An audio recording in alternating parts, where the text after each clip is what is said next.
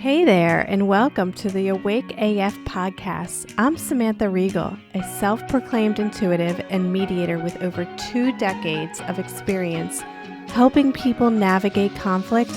And here's the truth. It's not just the world around you causing chaos. It's your thoughts, beliefs, and choices that might be keeping you stuck. But the good news, you can change that.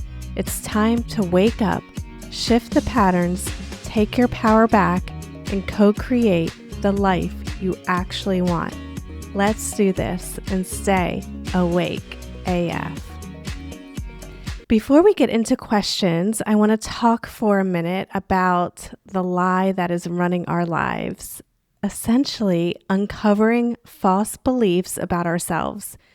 Because honestly, this is one of those sneaky things that runs in the background until it starts messing with everything. One day you wake up and things just feel off. You're in this situation that does not reflect who you are and what you want for your life. Sometimes you might not even be able to put your finger on it, but something's not clicking. And here's the thing, when something in your life feels off, it doesn't just quietly fade into the background. It gets louder, more persistent, until eventually it starts showing up in your relationships, your health, your work. You get the gist. I don't think that's random. I think that's exactly what happens when you're living with a false belief about who you are and what you're meant for. And I'm not talking about surface level stuff like I'm bad at parallel parking. I'm talking about those deep down hardwired beliefs we absorb maybe from past trauma or conditioning we had as a child, being in survival mode, people pleasing, whatever. Stuff like having internal dialogue that might be saying, I'm too much. I have to earn love. If I'm vulnerable, I'll get hurt. I don't deserve stability. I can never make enough money. Are any of these thoughts that you might be having? Because they're not just thoughts. They shape how we show up in our life and how we behave. And here's the kicker. Anything you believe about yourself that isn't actually true, it's going to surface. It wants to be seen. It's, hi, I'm a lie. I'm lying to you. Would you like to acknowledge me today? And the sooner you see it, the gentler the process. And this is when it can get kind of beautiful, because when you do notice that false belief about yourself, when you shine a light on it and get curious, make sure you're not judging yourself. Just be curious. It'll start to loosen up. It'll be hard not to notice it as a lie. You don't even have to fix it immediately. Just seeing it clearly begins to shift it. And that's how healing starts. Not with a grand gesture, but with simple awareness. Because the truth about who you are, it doesn't need to be forced or proven. It just needs to be witnessed. Okay, let me give you a real life example about my own life. And this showed up for me hard in relationships. I could not seem to sustain a healthy, committed partnership well into my early 30s. Sure, I had love affairs, but they never really went beyond that lustful, fun, and playful stage. And I tried all the things, books, crying to my friends, therapy. Actually, in one of my first therapy sessions, I'm sitting there telling my story, going through my childhood stuff, like I'm reading a script or something, and the therapist just pauses and goes, Samantha, you're not really emotionally available. And I was like, what? You're being rude. Of course I'm emotionally available. Honestly, I thought she was completely off her rocker because I felt a lot, but when I went home and really sat with what she said, she actually was not wrong at all. I realized that I wasn't actually letting myself feel my emotions in front of other people. Sure, I could talk about things that upset me, but I wasn't letting it come to the surface. I wasn't being vulnerable, especially not with the men I dated. I kept things light with them, surface level. Like I was the girl that was fun and low maintenance, the cool girl, no drama, no expectations. Definitely no negative emotions, because deep down I thought if I showed any of that, maybe they wouldn't stick around. And I wasn't conscious that's what I was doing. This is so completely subconscious, like you're not even aware you're doing it. But when I started to make that realization that maybe I'm not being vulnerable and I'm not being emotionally available, so there's something going on here, that's why I'm not attracting it. And that moment hit me hard, because if I couldn't even be vulnerable in a therapist's office, a space that's literally designed to be safe, how was I ever going to be vulnerable in an intimate relationship with someone who actually had access to my heart? So I had to get really honest. Like, what belief am I holding that makes me shut down when there's an opportunity for emotional closeness? And for me, it went back to love is not safe. Love is actually dangerous. And that was like the root of the belief that I have. That was the false belief running the whole show. And it made total sense when I looked at my past. Because as a child, in certain instances, and this wasn't my whole childhood, it was just certain instances when love had been paired with possibly a loss of control or paired with punishment, of course I learned to keep my walls up. I became a very guarded kid because of a few select situations that I was in as a child. And it wasn't because I was broken. It was because I was trying to survive a belief that was instilled in me at a very young age. It was a coping mechanism that I brought into my adulthood. But once I was able to see that belief that I had, that love is dangerous or harmful to me, it started to loosen up. It didn't disappear overnight, so I don't want to make any kind of like grand statements like, oh, I saw it and then it was gone and I never had to deal with it. No, absolutely not. I saw it as a lie, but I had to name it for what it was, because it was pretty much running the show behind the scenes in all my relationships. And then I had to figure out a new belief I had for myself, and that love could be a safe space. But when you've had years of conditioning, it's kind of difficult to just shift the belief and then things miraculously work out. I had to start doing something I hadn't even realized I needed. I started practicing being safe in my body again. So what that looked like would be slowing down when I wanted to disassociate, when I would be around someone that made me want to shut down, even though outwardly they're giving me every belief that they could be safe, like the therapist. I did start with her, breathing through moments that might have felt uncomfortable instead of just checking out, and learning to stay with myself instead of abandoning myself emotionally in the moments that felt too tender or too vulnerable. And it still gives me uncomfortable vibes when I talk about it, because it felt so foreign to be vulnerable in front of people. I practiced being present. I practiced telling my truth. I had to tell myself the truth first and foremost. I would say to myself, this moment feels scary. Just name it. Or I want to run, but I'm going to stay and breathe. What's the worst that could happen? Or this person's love feels good and I deserve to receive it. Those types of things started to be like my new inner dialogue when I felt that uncomfortable pull of the unhealthy belief kind of rear its ugly head.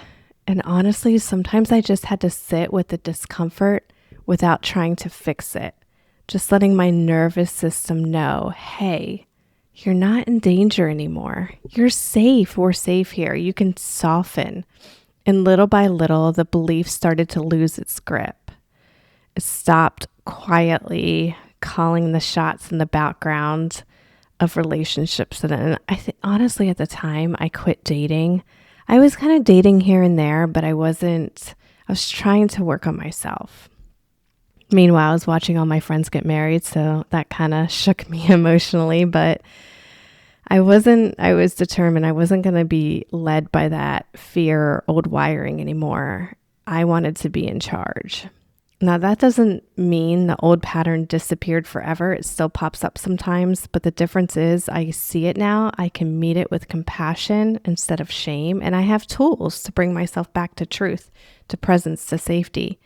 So doing that inner work, loosening that old belief that love was dangerous, completely changed how I showed up in relationships. And because of that, I was finally able to draw in something different, something real. My husband, interestingly, is the total opposite of how I used to be. He is emotionally open, vulnerable, expressive. He says what he feels and feels what he says. And looking back, I can clearly see that before him, I only attracted emotionally unavailable men because I was emotionally unavailable. And once I began to let go of that protective layer, that belief that being vulnerable would hurt me, I started to show up differently. I was able to be more present, and that's exactly what I attracted. We've been married now for 9 years, and even still there are moments, like I said earlier, when I feel myself starting to retreat emotionally. The old wiring will flare up, but I'm able to recognize it right away. I pause, I breathe, I remind myself that I'm safe, that my love is safe, that my heart is safe. And that's just the nature of healing a belief that lived in your body for a long time. It might try to sneak back in now and then, but I know what to do with it. I get to say, nope, not true anymore. You're a lie. Go away. But if I never acknowledged that belief was a lie, I would still be in that same cycle. I would still be attracting emotionally unavailable men. I would not be able to have the healthy, loving, long-term relationship that I desired. I'll say it again. I always say it. You are the common denominator in your own life. If you are experiencing a certain situation or a pattern and you want to blame it on everyone else, like you have to look at yourself. You have to ask, what am I not seeing? And honestly, that little moment of clarity, that's going to be everything. You can't panic or numb out when something's not going the way that you want. Again, you have to ask, what am I believing about myself that might not be true? I'm going to say it again.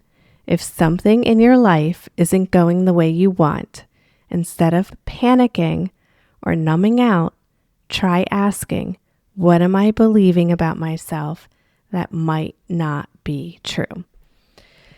Because that question alone could change everything.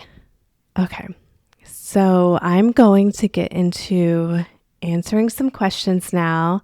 If you have a question about a situation you're in and you're looking for guidance on how that might be preventing you from de-escalating a conflict or getting out of a situation quickly, remember, I was a mediator. I am a mediator. I've been a mediator for 20 years or so. This is my wheelhouse. This is what I do. So feel free to leave a voicemail message with the link below that I'll feature in the upcoming podcast. It should be less than 3 minutes, and please leave a name. It can be a made-up name if you want to remain anonymous, but it does make it easier for me to answer if I have a person I'm answering the question for. So for today, I have a few questions I'm going to read from Reddit, which are always so juicy, and I think there are those of us out there that could relate. Okay, so here we go. The first question. I'm a 22-year-old male, graduated from college with a bachelor's in computer science last year. I have still not been able to get an entry-level job interview. What should I do now? I did a couple internships during school, but they have not been hiring. I don't have any loans. I don't have any job. I don't have any family. I don't have any kids. I don't have any assets. I don't have any home. I'm a blank slate. I guess if you disregard my jadedness with this fucking economy built on a house made out of sticks and glue on top of a foundation of mud. Whew. First of all, thank you for being real. There is definitely something sacred about telling the truth when it's messy. And also, the economy description, not wrong by any means. It's kind of scary. Some of these kids that are coming out of college and the job market the way that it is. But here's the deal. When someone says, I have nothing, what they're really showing us is the belief that's quietly shaping their whole reality. And the belief underneath this sounds a lot like, I have no power. I'm at the mercy of a broken system. And honestly, if I believed that too, I'd be jaded. I mean, wouldn't you? I'd be pissed. I'd be paralyzed. Because that belief doesn't just hurt, it shuts things down. It tells your brain, don't bother trying. It's pointless. What happens next? You stop showing up fully because everything's pointless. You apply for jobs with one foot out the door. You doubt yourself before you even hit submit. And then the world reflects that energy right back to you. So I want to offer a different lens because conflict, confusion, stuckness, it's all just a nudge. It's not proof that you're stuck. It's proof that something bigger is trying to break through. And what if this isn't you being rejected? What if this is life saying, hey, you're too powerful to play this small. Time to build something different. You called yourself a blank slate. But what if that's not a bad thing? What if it's actually your superpower? No debt, no dependents, no house, no partner, no kids. That doesn't make you empty. That makes you free. Take it from someone who's a mom of two and full-time job. And I don't have that kind of freedom that you have. You're free to take risks. You're free to build things just because you feel like it. Free to become something no one sees coming. Actually, you know what? I am a mama too, and I'm free as well. I should not be carrying around that unhealthy belief. Okay, so let's rewrite that belief right here, right now. Instead of I'm powerless in a broken system, let's try this new belief on. I'm not stuck. I'm free. I have space to experiment, fail fast, pivot, create a life on my own terms. Now, I know that doesn't magically land because I said it. Belief doesn't change through words. It changes through action. Just like I described in my own life, I had to take some actions. So how do you start believing it? You create tiny pieces of proof. You build something small. You are a computer scientist, so create an app or something that inspires you. Share it online. This is just an idea. Or reach out to someone you admire. Apply to a job you think you're not ready for just to see. And every single time you take action from this new belief, you collect a little more evidence that you're not stuck. You'll begin to shape a reality that fits your new belief system. The more action you take with this new belief, the faster the reality will manifest. So if you're listening and you're in a similar spot, if you feel like you're waiting to be picked, approved, validated, let this be your wake-up call. Stop waiting to be chosen. Start choosing yourself. Your value doesn't come from a paycheck or a title. It comes from your vision, your courage, and your willingness to act before it all makes sense. Okay, we're not here to play the old game. We're here to create a new one. The system might be built on sticks and mud, but you're built to rise. I like that question because I do think so many young folks coming out of college or even people who want to pivot in their career and they're trying and they're not moving forward. I really think that the traditional systems that we believe that we have to follow might not be able to hold us. The container might be too small. So I think we need to expand our beliefs and create our own containers, and that might be creating something new. Okay, next question I have is also from Reddit. Here we go. This is a little bit of a long one. I'm currently going through a divorce and it has been an absolute nightmare. After experiencing brain trauma following a medication/drinking mistake, I was kicked out of my home. My husband took sole use and possession of the house and for a time, full custody of our daughter, despite the fact he never used to care for her. We now share 50-50 custody, but he's pushing to buy the house for me and have me move into an apartment. That house, I built that life. I was a stay-at-home mom who created the living standard we had. I didn't work outside the home, but I made our home happen. I don't want to lose it. I want possession of it back. I want him to leave. He's already done enough damage trying to erase who I am as a person. And now, based on the evidence I've gathered, I believe he's been planning this for a long time. The problem? My lawyer just wants me to accept reality, to believe that the law isn't on my side, that he's won, and I should take a small amount of alimony and go quietly into apartment life. But that doesn't sit right with me. I'm not okay with emotional and financial abuse being swept under the rug. Just because I didn't move fast enough on his timeline or didn't say what he wanted to hear, he decided to take a scorched earth approach. And now I'm left wondering, am I supposed to just roll over and accept being trampled? I'm heartbroken and disgusted. On top of it all, 2 of my friends helped him with this plot. It's cruel, it's calculated, and it's devastating. I want justice, not just for what's been taken from me, but for the way it's been taken. And now, even though he makes over $260,000 a year, I'm being told I should be grateful and walk away with $4,000 a month until I stabilize. I don't think that's fair at all. And I'm asking, what can I do? I need serious help. All right, so let's zoom out for a second. This woman, she's been through hell. Brain trauma, being pushed out of her home, losing control of her life, and now being told by her own lawyer to just accept it and move on. I mean, that kind of betrayal by a partner, by friends, by the system, it doesn't just happen randomly. There's a belief running underneath all of this, and here's what I think it is. And before I get into it, I'm not trying to minimize there are other factors involved here, but I do believe, like I said earlier, we are the common denominators in our own life. So if something is showing up in our life, we have to look at what control over it do we have and stop pointing the finger at everyone else and look at what we actually can do. So back to the belief that I think she's holding about herself that might have created this whole situation that she now finds herself in, is at some point she started believing she wasn't enough on her own. Okay, that's major. Maybe she started small, like, I'm not the breadwinner, so I don't have much say. He's better at managing money, so I'll just let him handle it.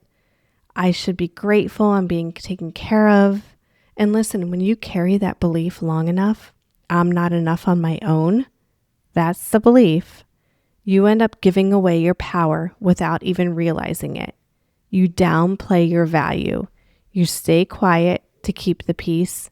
You let people take the lead even when it doesn't feel right. And I think that the institution of marriage is set up in a way, in this traditional way, that the man will take care of the woman. And I know a lot of that is changing now, but there are still some women out there that are happy to give their power to the man because they think that their power is, he knows better. He's going to be able to handle this better than I can. I just want to be home in the house and raise my babies. But eventually you wake up in a reality where everything you helped build doesn't even have your name on it. So what's the new belief that I think she needs to have now? Maybe I am the power. I am the value. I don't need to be saved. I need to be respected. She wasn't just a stay-at-home mom. She built that life. She held that emotional, mental, and physical weight of that family. She is the foundation. She doesn't need to ask for crumbs. She needs to remember who the hell she is. And here's how she creates that new reality. She needs to stop shrinking herself to make other people comfortable. She needs to make choices from self-worth and not survival mode, and surround herself with people who reflect her values, like lawyers and friends, even future partners. No more settling for mirrors that are distorting her worth. No more giving your power away. And one thing is, if she changes this belief, she will not end up in a similar relationship in the future. She will not look for someone to save her. She will not look for a man who will take care of her without her input. Look, me and my husband, we have a very different relationship, but we take care of each other. And I'm not just talking about financially or I'm talking about all of it. Like, I don't have to worry because I know he's got me, and he doesn't have to worry because I got him. Because we have a belief that when we came into our marriage, we wanted to make sure that we were both protected. And you can do that in numerous ways. You can do it with a prenup. You can do it with lots of communication, whatever feels comfortable for you. But it is important to realize that when you believe you're not enough, that your power is not enough, that you need to give it to someone else to tell you how to be, you attract people who agree with that story. But when you finally wake up to your worth, you stop negotiating with people who forgot and start building a life that proves it to yourself every day. And that's the shift. That's the real justice. All right. Thanks for listening to the Awake AF podcast. If today stirred something in you, an old belief, a new truth, or just a spark of possibility, good. That's the whole point. Awareness isn't always comfortable, but it's always powerful. If you want to send in your own real life conflict question or story for a future episode, leave me a voicemail under 3 minutes and let me know your name. Make up one. I don't mind. The more personal, the better. And if you're loving this show and want to help me wake up more people, you know what to do. Share it with a friend, leave a review, and shout it out on socials. Every bit of support helps me keep the show up with the realness. Until next time, stay curious, honest, and stay awake.